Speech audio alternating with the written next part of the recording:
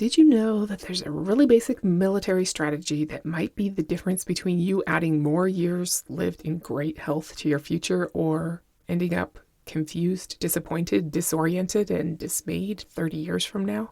I hadn't thought about it this way before, but it's a really useful and kind of fun tactic you can use to not leave your future up to chance. You're listening to the Health Courage Collective podcast, episode 191, the military tactic that will make your future better. Welcome to the Health Courage Collective podcast, the show for women who are too busy to slog through hours of generalized, inapplicable, and often contradictory health information, but too smart to ignore that a few minutes of focused attention now can prevent years of suffering in the future. I'm your host, Christina Hackett, a pharmacist who doesn't want you to live on prescriptions, a certified coach specifically trained to maximize your potential, and a compulsive learner obsessed with preventative, cutting-edge, holistic, and integrative medicine. I'm on a mission to increase your physical and mental resilience so you can fearlessly look forward to your next 40-plus limitless years. Your time is now. Let's go. Hello. So great to be with you for a few minutes today. Thank you for being so fabulous. How is your fountain of youth? I hope you lovingly take care of it so it can take care of you for decades to come. Just knowing how critically important your overall muscle mass is to your future and long-term health is a huge step toward having many years of good health in your future. Today we're going to talk about a military tactic you can use to create the future that you want. Most of these great ideas are from the awesome book Thinking in Bets by Annie Duke, who was a professional poker player. It's such a good book. I highly recommend it. I didn't realize how much I needed to learn from a poker player, but apparently it's a lot. If you were thinking about what game could teach you the most about how to create the life you want, what would you say? I'd think chess, and there's probably a good chance you would too. I learned from Annie's book that game theory was developed by a mathematician named John van Neumann, and according to him, life is a game. But chess is not a game. Chess is a defined form of computation. Whether or not you can figure out the answers, there always is a solution. Real games are not like that. Real life is not like that. Life and real games consist of bluffing, little tactics of deception, of asking yourself what your opponent is thinking or what she thinks that you're thinking. Chess contains no hidden information and very little luck. For all its strategy and complexity, it isn't a good model for life because most of our decisions involve hidden information and a much greater influence of luck. Annie makes an excellent case for why poker is a much better way to learn about being better at life, because it's a game of incomplete information with many elements of luck in every outcome. In chess, the outcome is a signal of decision quality. The quality of our lives is the sum of decision quality plus luck. Life and poker both give us opportunities to make mistakes we never spot because we still won despite poor choices. Or because we lost despite good choices, thinking that we made a mistake when we really didn't. Tricky. Her book has a ton of helpful ways to become a better decision maker. The only way to become good enough at the game to become a decorated professional poker player like her is to spend a lot of time methodically, logically, intelligently, and unemotionally evaluating the quality of all of your decisions.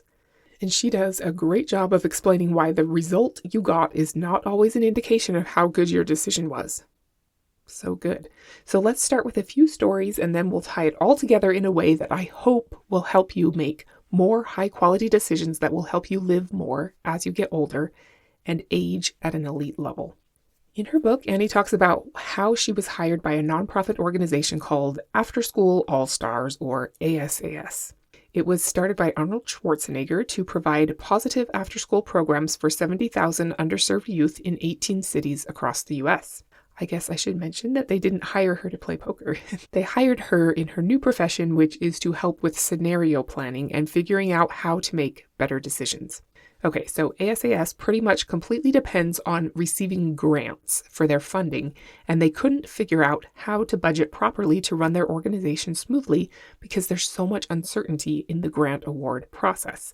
They had no idea how much money they would actually get awarded. If they had come to you for help, how would you suggest that they move forward in the face of uncertainty? Annie asked them for a list of all of their grant applications and how much each one was worth. They provided her with a list of all their outstanding grant applications and the award amounts applied for. She said she didn't see how much each grant was worth in the information provided, and they pointed to the column that showed the award amount that they sought. She immediately knew what the problem was and how to solve it. Do you? I had no idea when I first read that story. Next story. You've probably heard of Operation Neptune Spear. It was the Navy SEAL operation carried out by SEAL Team 6 to kill Osama bin Laden on May 2nd, 2011. How do you think the 23 or 24 members of SEAL Team 6 made the kind of decisions that allowed them to end a 10-year CIA manhunt for a notorious terrorist? Like life and poker, I'm sure there were a few elements of luck and many elements influenced by decision quality. But how did they make sure to make the best decisions? Do you think they just went there and hoped for the best? Or trusted that doing the things they'd been taught were good strategies for soldiers would be enough? And finally, how about the largest seaborne invasion in history? Operation Overlord. There were 160,000 troops involved in the D-Day invasion of Normandy. Did the Allied forces from the 12 countries involved just decide on a time and place and show up and try to do their best? Did they make a vision board of their desires and believe that they could attract them to themselves? I'm actually a fan of doing that, but it depends on the context. Did they make a SMART goal that was achievable and time-bound and pat themselves on the back? Did they just wing it? Of course not. What did the leaders of Operation Overlord and Operation Neptune Spear do? And how does it relate to you and your desire to put more years lived in good health into your future? I think it has everything to do with it. While I don't know how mentally helpful it is to think of aging in the same way as going to war, aging is a complicated operation that exists in the future, and it will eventually result in your death. If your plan to be able to do all of the things you still want to be able to do in your 80s is to wing it, to just make a vision board, or even to make an achievable SMART goal, it's probably not going to happen. Sorry. Like everything in life, there are elements of luck and elements of decision results, but just, quote, trying to do better, or beating yourself up for not having enough willpower to, quote, do better, is not going to create an elite outcome. Scurrying around trying to do all the things you're told are healthy won't create the outcome you want unless you have a clear focus and a clear understanding of what you're getting into. Military operations are great studies in planning for an uncertain future and keeping a specific objective in mind. Military reconnaissance and scenario planning are where the battle is won, in my mind. In his super fantastic book, The Confident Mind, Nate Zinsser hammers home the point made by Sun Tzu in The Art of War, written sometime around 400 BCE. This is the epitome of ancient wisdom. Victorious warriors win first and then go to war, while defeated warriors go to war first and then seek to win. Win first, then go to war, whatever that means for you. Reconnaissance has been used in military strategy forever, sending scouts out on foot or horseback, then evolving to now using satellites and drones and spies. I think I've mentioned before how much I love the Spy Museum in Washington, D.C. Spies are the coolest. Can't imagine anyone not being fascinated by them. As much as I love to learn about shoe phones and lipstick cameras, it's the intelligence they gather that's mission critical. At the Spy Museum, I also learned about some other big brain things spies have done, like assaying laundry wastewater to see if factory workers had been using weapon-making type chemicals. Reconnaissance and scenario planning are advanced work in the range of possible futures that could result from any given circumstance, situation, or decision, and the probabilities of those futures occurring. The only way to get better at making the decisions that will give you the future you want is to perform some reconnaissance on the future. Send out your drones, set up your parabolic microphones, bug the lampshades, and get one of those suitcase 3D printers that prints rubber masks that make you look exactly like someone else, even your eyes and your teeth and your hands and everything. It's very plausible. Because reconnaissance and scenario planning are the key to winning before the battle even starts. Considering in detail what all of our possible futures might look like helps us so much right now. Annie Duke suggests that first you consider all of the possibilities, outcome A, outcome B, outcome C, outcome D, etc., and then take a stab at the probabilities. How likely is it that things will go that way? Of course, we can't be certain, but we can make our best guess. You might be thinking, yeah, but how can you do reconnaissance on something that doesn't exist? Good question, but the entire reason anyone does reconnaissance is because they're uncertain. They can't possibly know how things will turn out, but more information helps them make better predictions and consider a broader range of possibilities that can inform the way they prepare.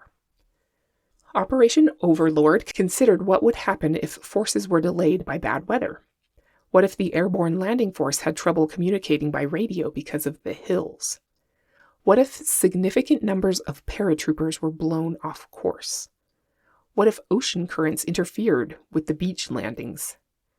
What if the forces on different beaches remained separated?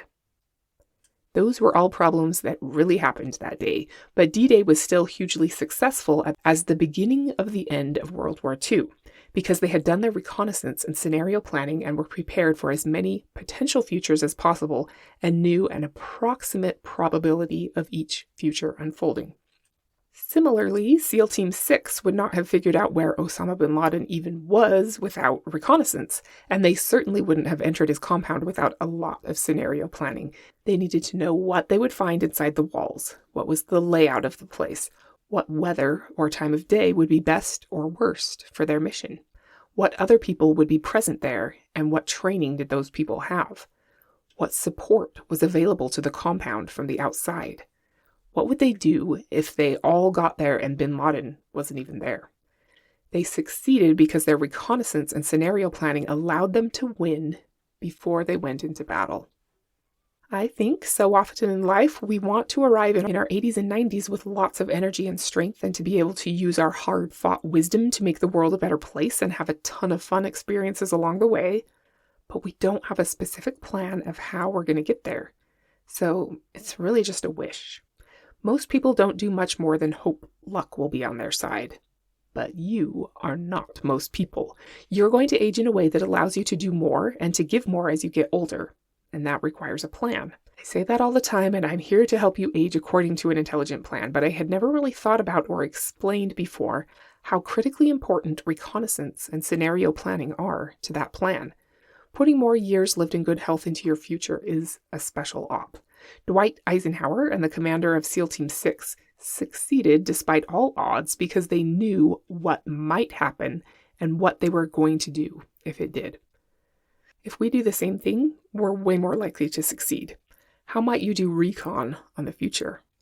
I think it's important to know the statistically most likely things to kill you or make you stop living before you die as you get older. The things that most commonly happen to our physiology as we age, and what your genetics or life circumstances predispose you to. Get crystal clear about that stuff. I can tell you that the most likely diseases to take away your life either quickly or slowly are metabolic dysfunction, living in a pre-diabetes state without knowing it, or having type 2 diabetes and knowing it, or not, cardiovascular disease like heart attack, stroke, and heart failure, neurodegenerative diseases like dementia, Alzheimer's, Parkinson's, and so forth, and cancer. Our immune systems also tend to weaken as we age, and the most likely cause of an accidental death or debility will be a fall. Those are so helpful to know because there are things you can do to prevent or drastically delay them. You might know from your family history that you're genetically predisposed to high blood pressure or glaucoma or dementia or breast cancer or depression or lupus or coronary artery disease. That can and should inform your plan. You might know that you're more sensitive to environmental toxins or already have some liver or kidney insufficiency, or that common things aggravate your anxiety, or you've already been diagnosed with something. That should all inform your plan too. Knowing what exactly happens as your hormones decline with age is hugely important. Knowing that you usually become less sensitive to insulin over time and that most people lose muscle mass and bone density with age helps a ton with scenario planning. Your immune system usually becomes weaker. Knowing that your mitochondria lose functionality over time helps you create an intelligent plan of what to focus on. Getting really clear about your range of possible futures helps you to be better prepared for whatever's going to happen. Knowing the approximate probabilities of each scenario happening is hugely valuable in creating your intelligent plan. There's a military saying that no battle plan ever survives first contact with the enemy. No single plan will survive unchanged, but a dynamic plan that includes many possible futures and the ability to adapt can absolutely lead to an unlikely victory. Remember too that life is not like chess. A great strategy with only good decisions doesn't inevitably lead to a win. Not all choices are black and white.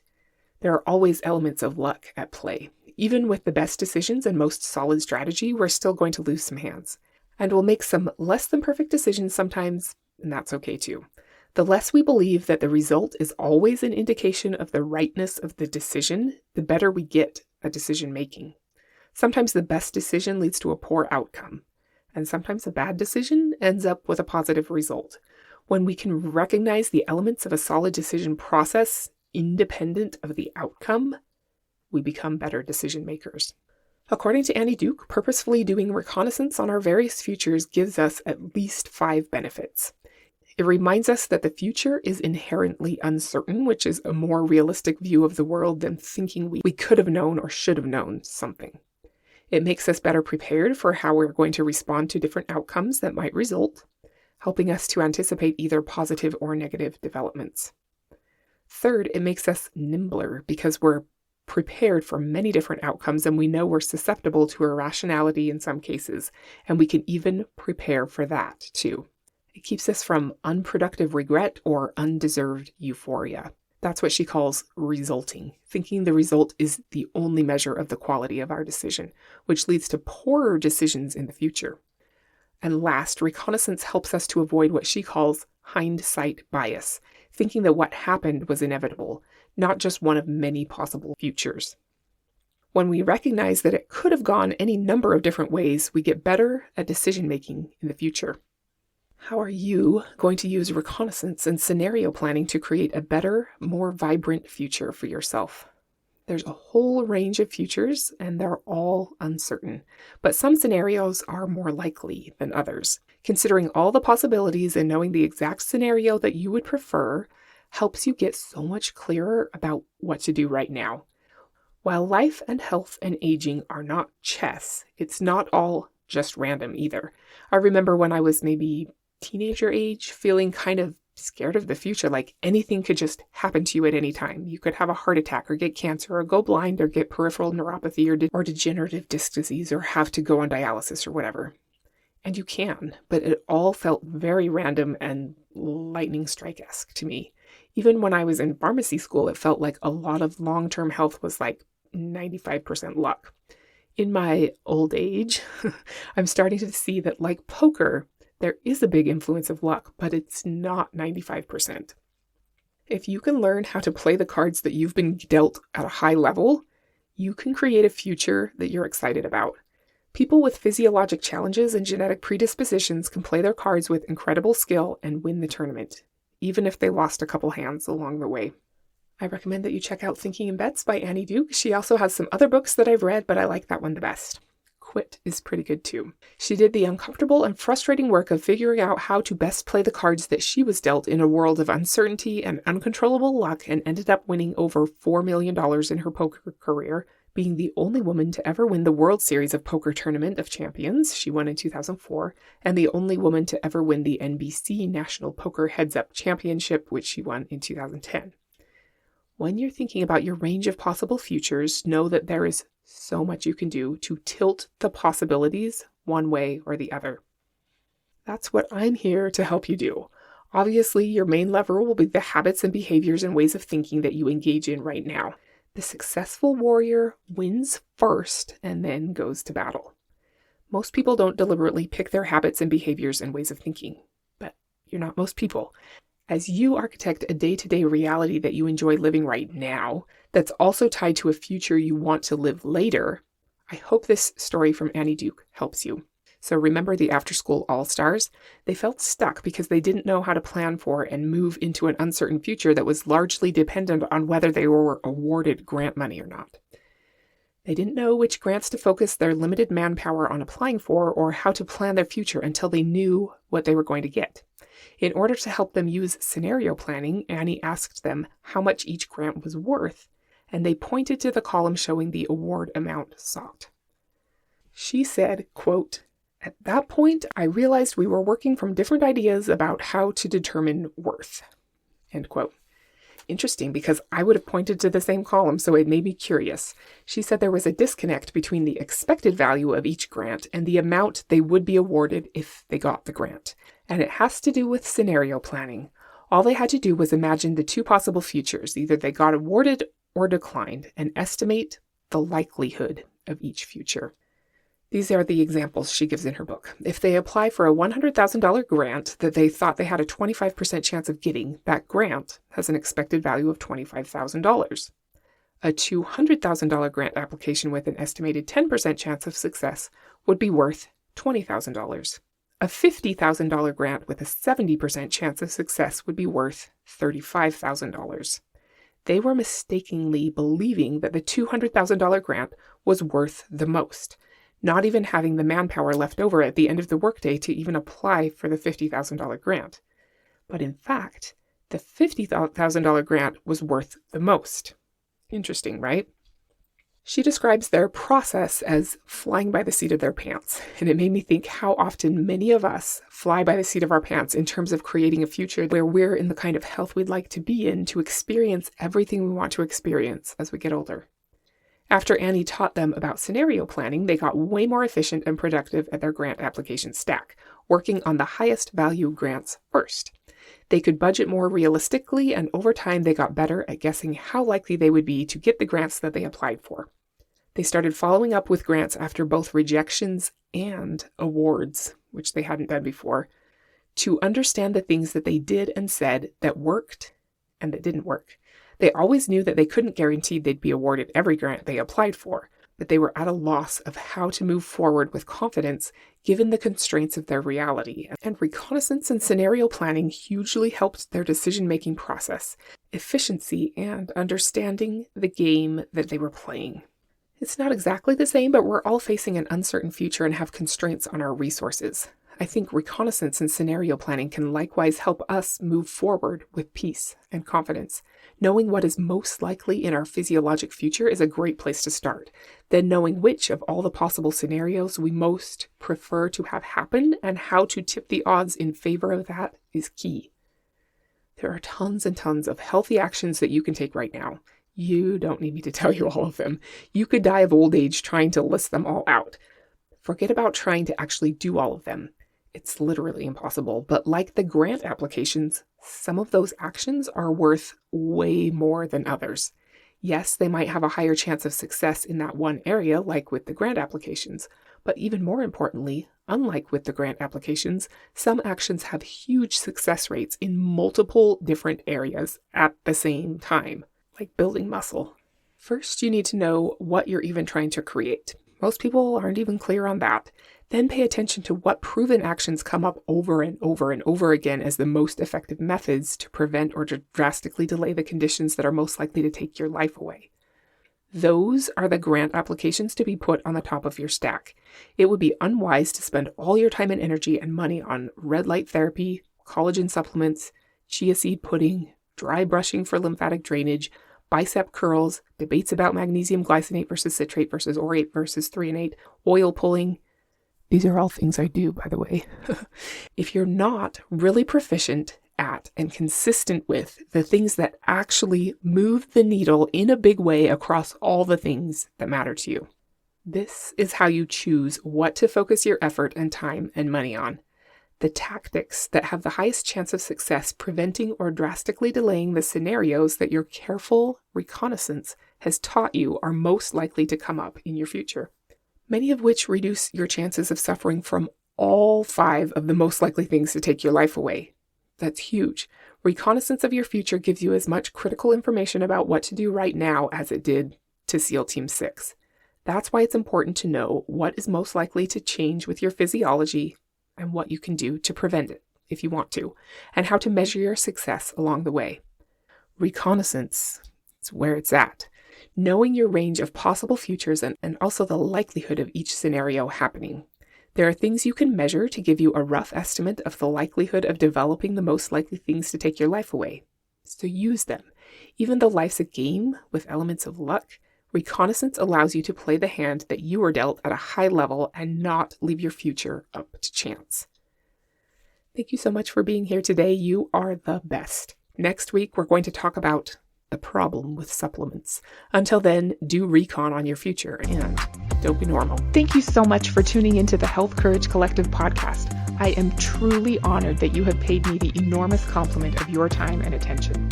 I would be so grateful if you would share this podcast with someone you know and subscribe so you never miss an episode.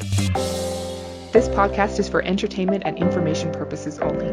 Statements and views on this podcast are not medical advice. This podcast, including Christina Hackett and producers, disclaim responsibility for any possible adverse events by use of information contained herein. If you think you have a medical problem, consult a licensed physician.